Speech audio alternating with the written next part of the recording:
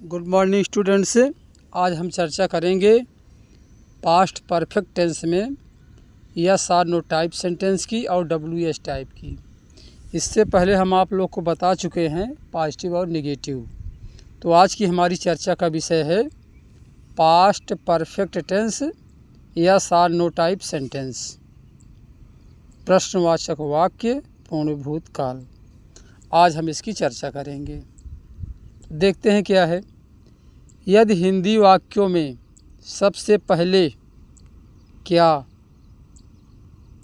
यदि हिंदी वाक्यों में सबसे पहले क्या शब्द आवे तो अनुवाद करते समय इसकी अंग्रेजी व्हाट नहीं लिखना चाहिए। इस बात को ध्यान देना है, क्या की अंग्रेजी व्हाट नहीं लिखना चाहिए। तो क्या लिखना चाहिए? सबसे पहले हम हैड का प्रयोग करेंगे। किसका? हैड का। तो अगर क्या आता है तो हमें व्हाट नहीं लगाना है, हमें सबसे पहले हैड लगाना है। इस बात को ध्यान में रखना है। आगे बढ़ते हैं। शेष नियम पहले की तरह ही रहेगा, अर्थात कोई परिवर्तन नहीं है, थोड़ी सी चेंजिंग है बस। फार्मूला देखते हैं क्या है। Had plus subject plus third form of main verb plus object plus प्रश्नवाचक का चिन्ह। फार्मूले को एक बार हम फिर से रिपीट करते हैं। Had plus subject plus third form of main verb plus object plus प्रश्नवाचक का चिन्ह। अब हम आगे बढ़ेंगे एग्जाम्पल की तरफ। उदाहरण देखते हैं क्या है। क्या वह स्कूल जा चुका था? क्या वह स्कूल जा चुका था? पहले बताया गया है क्या की अंग्रेजी व्हाट नहीं लिखना, हम हैड लगाएंगे तो हो जाएगा had he gone to school. Had he gone to school, क्या वह स्कूल जा चुका था। बहुत ईजी है। सेकंड, क्या वे एक पत्र लिख चुके थे? क्या वे एक पत्र लिख चुके थे? बहुत ईजी है। Had they written a letter. Had they written a letter. Third देखते हैं। क्या माता जी मंदिर जा चुकी थी? क्या माता जी मंदिर जा चुकी थी? तो हो जाएगा had mother gone to temple, हमें हैड ही लगाना है पहले। क्या अंधेरा हो चुका था? क्या अंधेरा हो चुका था? Had it gotten dark. Had it gotten dark. आगे बढ़ते हैं। क्या वह खाना खा चुकी थी? बहुत सिंपल है। क्या वह खाना खा चुकी थी? Had she eaten food. Had she eaten food. इस तरह से देख रहे हैं कि पास्ट परफेक्ट या और नो टाइप सेंटेंस में अगर सबसे पहले क्या आता है तो उसकी अंग्रेजी हमें व्हाट नहीं लिखना है, सबसे पहले हम हैड का प्रयोग करेंगे और वाक्य के अंत में क्वेश्चन वर्ड प्रश्नवाचक का चिन्ह भी हम लगाएंगे। फार्मूला भी हमने आप सभी को बता दिया है। आगे बढ़ जाते हैं। उपरोक्त वाक्यों में क्या की अंग्रेजी हैड का प्रयोग किया गया है?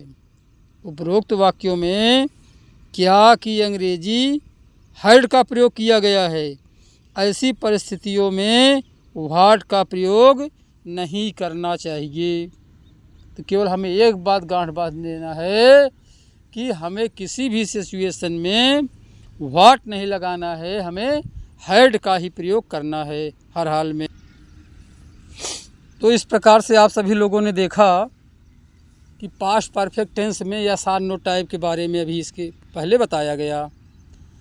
अब हम आगे बढ़ते हुए past perfect tense W S type sentences की बात करेंगे।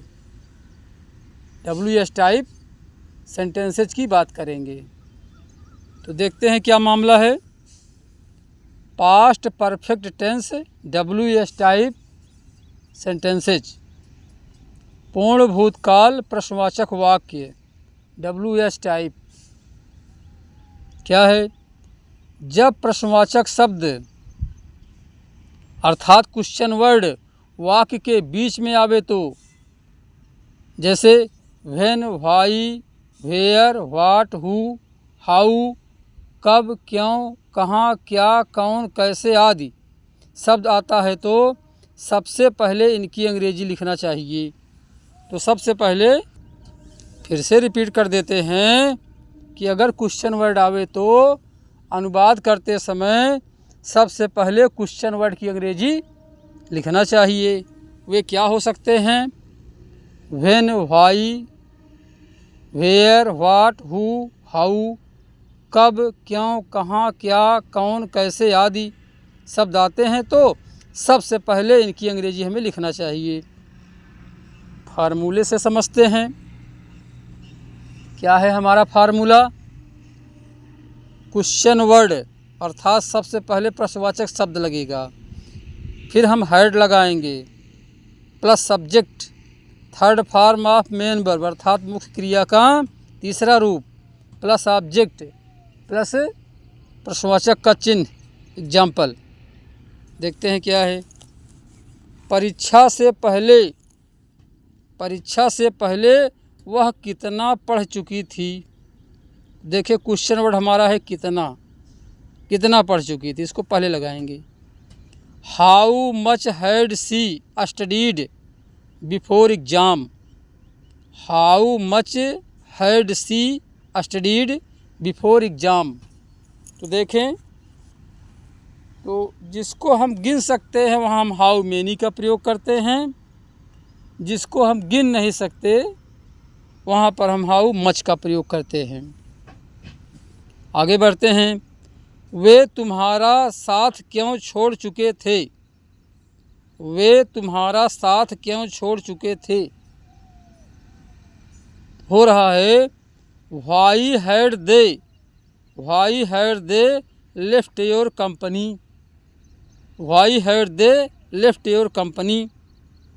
नेक्स्ट, तुम्हारे आने से पहले वह कहाँ जा चुकी थी।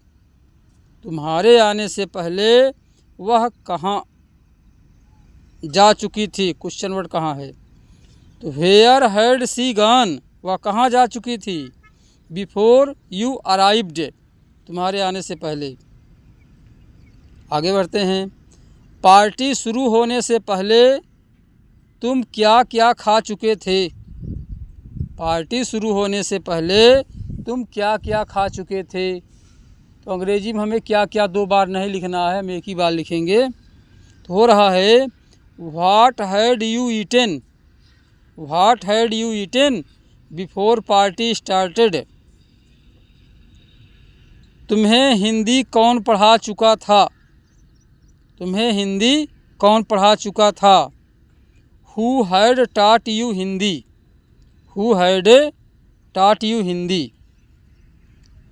तो नोट है, देखते हैं क्या है। पास्ट परफेक्ट टेंस अधिकतर कॉम्प्लेक्स सेंटेंस में होता है जिसका वर्णन हम आगे कर रहे हैं।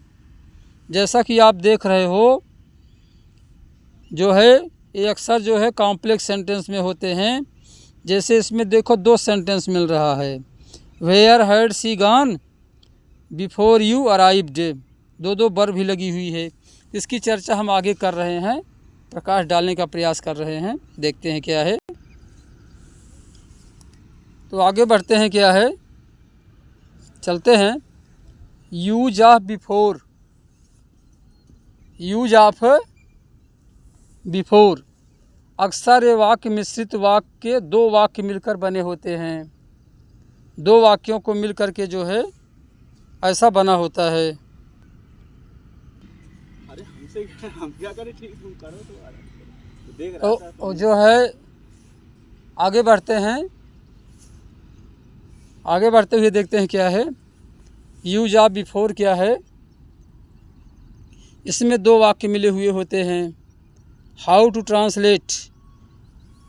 बिफोर या पहले वाले वाक्यों में फर्स्ट एक्शन अर्थात जो काम पहले होगा, घटना का अनुवाद पास्ट परफेक्ट टेंस में करना चाहिए और सेकंड एक्शन का अनुवाद पास्ट इंडेफिनिट में होगा, अर्थात जो घटना पहले घटित होगी उसका अनुवाद पास्ट परफेक्ट में होगा और जो बाद में होगी उसकी पास्ट इंडेफिनिट में होगी। हमें इस बात को ध्यान में रखना होगा।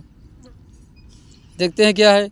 अतिथियों के आने से पहले वह अपना काम समाप्त कर चुकी थी। अतिथियों के आने से पहले वह अपना काम समाप्त कर चुकी थी। हो जाएगा she had finished her work. She had finished her work before the guest arrived. उपरोक्त वाक्य में फर्स्ट एक्शन वह अपना काम समाप्त कर चुकी थी। सेकंड है अतिथियों के आने से पहले। आगे चलते हैं।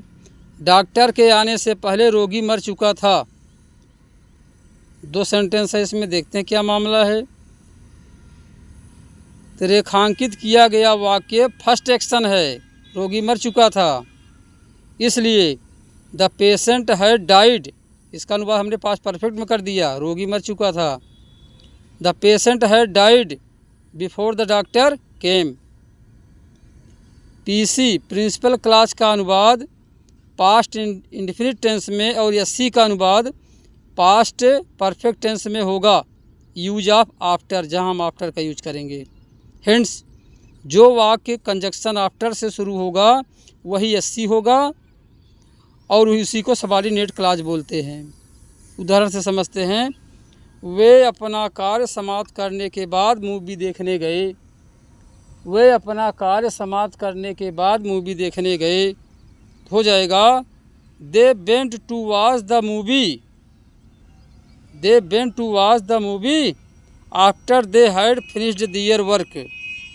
इस प्रकार से हमारा पास्ट परफेक्ट टेंस या आर नो टाइप सेंटेंस और WS टाइप सेंटेंस खत्म हुआ। आज के लिए इतना ही। बहुत बहुत धन्यवाद आप सभी लोगों को।